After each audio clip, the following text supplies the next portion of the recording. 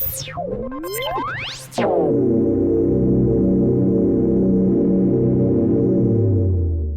is your weekly report on corruption in the Philippine government. 31 Eastern Police District personnel were relieved from their posts after alleged anomalies during the arrest of 2 Chinese individuals. This was according to National Capital Region Police Office Chief Major General Anthony Abarin in a phone interview with reporters in Camp Crame on Friday. The personnel were from the EPD District's Special Operations Unit. All the personnel of the DSOU of the Eastern Police District, 31 personnel of the DSOU were relieved. I included the senior officers in the administrative investigation by virtue of command responsibility, Abarin said. Of the 31 relieved, 8 were placed under restrictive custody, according to a special order from the EPD District Personnel Records and Management Division obtained by Inquirer.net on Friday. 4 of the officers placed under custody were staff sergeants, 2 were corporals, and 2 were patrolmen. The report alleged that EPD District's Special Operations Unit operatives stole cash and valuables from a certain Ji Li and a certain Wang Feng Tao during their arrest in Las Piñas City on Wednesday and claimed the items were a bribe from the foreigners, the Philippine National Police Chief of the Directorial Staff advised the EPD District Director to return the money and gadgets to the victims. However, operatives refused to return the money and will file a bribery case as their leverage, it further detailed. The report said the EPD DSOU operatives brought one of the arrested Chinese to the Las Piñas City Police Station for inquest proceedings for bribery on Thursday. However, the report added, the Chief of Police of Las Piñas is baffled. The inquest for bribery should have been made on Wednesday and directly endorsed to his station after the arrest if there was bribery. The report further said the operatives were previously involved in a series of robbery extortion activities in Mandaluyong City and were consequently relieved from the city police station, being reassigned to the EPD district headquarters. However, the relieved operatives regrouped in the EPD DSOU and allegedly continued their illegal activities, the report added. For its part, National Capital Region Police Office Director Major General Anthony Abarin ordered an investigation into the incident, adding in a statement on Thursday that the operatives' firearms were immediately recovered. After the investigation and if evidence will warrant, I will make sure that they will be dismissed from the service and they will rot in jail for their criminal conduct. NCRPO is no place for police scalawags, Abarin added. According to the report, the EPD DSOU served the arrest warrants against Jian Wang in Portofino Heights, Barangay Almanza Dos in Las Piñas City on Wednesday. The warrants were supposedly for violation of the Firearms and Ammunitions Regulation Act. However, during the arrest, the DSOU operatives opened the residence's vault and carted out pesos 27 million, $430,000, roughly 24 million pesos, and 110,000 Malaysian ringgit, roughly 1.4 million pesos, in cash, luxury bags, watches, jewelry, gold bars and smartphones, the report said. Further, according to the police investigation report, the Chinese individuals alleged that the residence's closed-circuit television cameras were turned off when DSOU personnel entered the premises. Moreover, the report said personnel did not wear body-worn cameras, were not led by a police-commissioned officer, and failed to provide a sketch or spot report as of Thursday morning. It added that the DSOU operatives did not coordinate with the Las Piñas City Police Station, nor did they inform or have the approval of the EPD District Director. The operatives also allegedly left a cell phone number to the wife of one of the arrested Chinese, instructing her to call them if they want to negotiate for the subject's release. The report did not specify the number of DSOU personnel involved but did state that most of them had the rank of patrolman. Cash worth 12 million pesos was recovered from the operatives at an unspecified time, the report said. The operatives' alibi was that the 12 million recovered from them was a bribe given by the Chinese they arrested. They only declared it when Chief of the Directorial Staff followed up with the EPD District Director about the incident, the report detailed. It added that the rest of the items retrieved from the residence have yet to be recovered. The Commission on Elections and Bank upheld the perpetual disqualification of former Senator Sergio Serge Osmana III from seeking public office due to non-submission of his statements of contributions and expenditures for the 2010 and 2016 polls. In a 16-page decision dated the 3rd of April and made public Friday, the 7-member and bank denied Osmana's motion for reconsideration for lack of merit and affirmed the 24th of January 2020 decision of the poll body's second division, which imposed an administrative fine and perpetual disqualification from holding public office. Prudence and fairness dictates that respondent cannot evade liability for his own delay and/or inaction. Compliance with SOCE requirements is mandated for all candidates regardless of the magnitude of their expenditure. Respondent cannot be exempted from this duty, it said. It noted that the respondent failed to present more evidence that would warrant the reversal of the earlier ruling. The Commonwealth Bank added that it has given multiple opportunities for Osman to file to his SOCEs for the two polls. The poll body, meanwhile, noted that the SOCE submission requirement for candidates aims to protect the sanctity of the electoral process and ultimately the will of the electorate.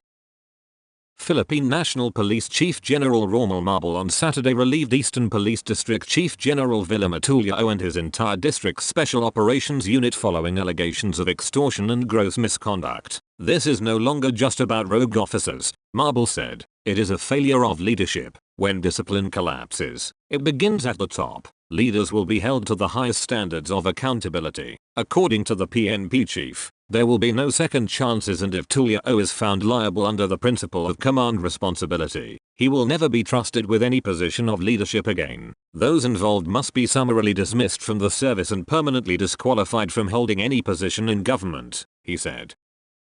Suspended Porac Mayor Jamie Capil faced being thrown out of the mayoral race on the 12th of May after Ombudsman Samuel Martires found him guilty of gross neglect of duty in connection with the illegal operations and criminal activities of the Philippine offshore gaming operator Lucky South 99 since 2019 in that Pampanga town. The prospect loomed as the ombudsman imposed a penalty of dismissal from the service, including the cancellation of eligibility, forfeiture of retirement benefits, and perpetual disqualification for employment in the government service. The ombudsman's 3rd of April decision, signed by Officer in Charge Dante Vargas, approved the recommendation of a special panel of investigators to probe the complaint filed by the Department of the Interior and Local Government. The decision dismissed the administrative charges against several former and current officials and department heads, including Vice Mayor Francis Lawrence Tamayo, who might assumed as mayor in place of OIC Mila Claret.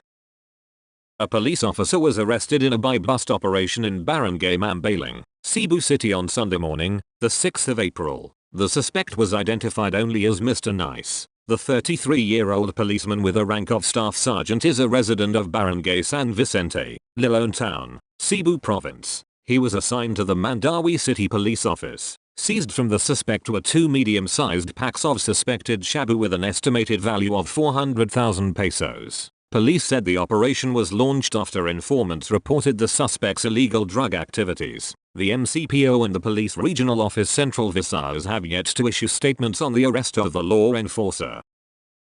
A policeman was arrested for allegedly mauling a 23-year-old man in Barangay Sapandacuhir before dawn on Monday, the 7th of April. The suspect, Police Corporal Ivan Gabutan Labra, 31, assigned to Station 3 in Mandawi City, is facing charges for grave threat and physical injuries. Police said Labra was drunk when the incident happened around 4 am. Investigation showed that the policeman was walking on a road when he chanced upon the complainant, Nersan Rasasner Almerio, 32. Labra approached Almerio and asked for the whereabouts of a person he was looking for. Almerio said he was busy with something at the time and did not notice the policeman. The suspect got irked and thought Almerio ignored him. Labra confronted the complainant and repeatedly punched him. The policeman was also accused of drawing and pointing a gun at Almerio. Almerio reported the incident to the Guadalupe police station and Labra was arrested. Labra's service firearm, a 9mm pistol, was confiscated.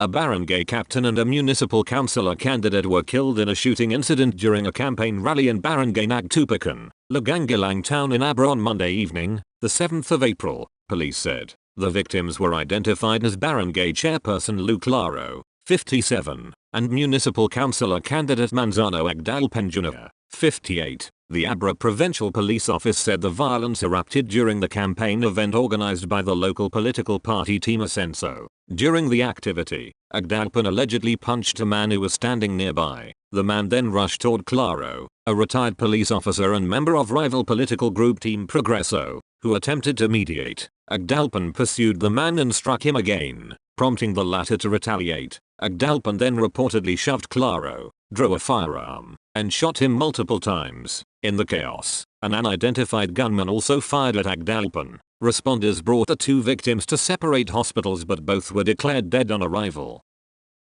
A public school teacher was arrested and suspected shabu valued at 1.2 million pesos was seized during a search warrant operation conducted by the police in Barangay Pantalhir on the 8th of April. Police said the suspect, 51, was considered a high-value individual in the illegal drugs trade. Recovered from him were 159 heat-sealed transparent sachets of shabu weighing 187.02 grams kept in a closet and on top of shelves. The suspect also yielded a self-sealing plastic sachet of dried marijuana leaves weighing 2.90 grams and worth 348 pesos and drug paraphernalia. He is in the custody of the Dagupan City Police Station and faces drug-related charges. Police Regional Office 1 Chief Police General Lou Evangelista cited operating units for their achievement. Today's operation highlights the dedication of our officers in working tirelessly to remove illegal drugs from our communities. This is an important step to ensure peace and order in the community, said Evangelista. The Commission on Election on Tuesday confirmed that a vote-buying complaint was filed against re-electionist mayor of San Fernando City, the provincial capital of Pampanga. COMELEC Chairman George Owen Garcia said the criminal case was filed by the poll body's law department at the city's regional trial court against the local chief executive, her husband, and another official. Vilma Caluwag is running for another term as mayor of San Fernando City, while Melchor Caluwag is her husband. Garcia said the complaint stemmed from the alleged vote-buying incident in 2022. That's what we've been saying, Garcia said in an ambush interview. Even if an official has been elected, we could still go after them in actions which occurred during their election bid. The mayor said she has yet to receive the copy of the COMELEC complaint. According to a video of regional TV network CLTV, COMELEC proclaimed Caluwag as the winning mayoral candidate after garnering 57,486 votes. Authorities have launched a manhunt after assailants ambushed and injured a municipal council aspirant and two of his supporters in Pitogo, Zamboanga del Sur province, police said Wednesday. Colonel Bonifacio Arenas, Zamboanga del Sur police director, said he has alerted police forces in neighboring towns to conduct a dragnet operation. The victims were identified as Falconary Butin, 53, incumbent barangay chairperson of Upper Panikian and a candidate for municipal councillor, Jerry Barano, 30, and Janice Bayoa, 50. Two other supporters of Butin, identified as Johani Cabant, 28, a job order employee, and Ray Canete, 32, were unharmed. Investigation revealed that Butin was driving a vehicle issued by his barangay, accompanied by his four supporters, when they were ambushed by gunmen in barangay Upper Panikian, Pitogo, according to Arenas. Responding police officers rushed the victims to the Pitogo Rural Health Unit for initial treatment before they were transferred to the Zamboanga del Sur Provincial Medical Center in the provincial capital Pagadian City. Police recovered 9 empty shells from an M14 rifle and 20 empty shells from an M16 rifle at the ambush site. Butin is running under the party of Zamboanga del Sur Governor Victor Yu, who is a candidate for mayor in Pagadian City.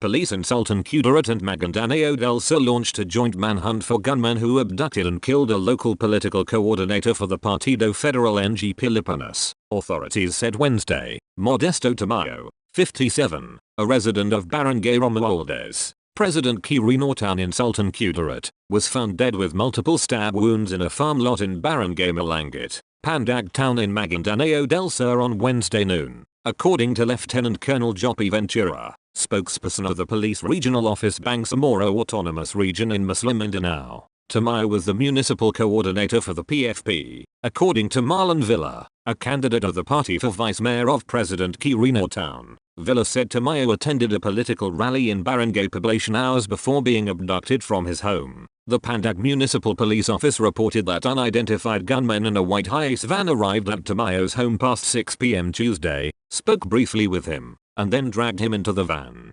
Tamayo's body was discovered the following day in a vacant lot in Pandag Town, Maguindanao del Sur. Ventura said police personnel from Pandag and President Quirino are conducting a joint investigation and pursuit operation. PFP is a national political party in the Philippines chaired by President Ferdinand R. Marcos Jr.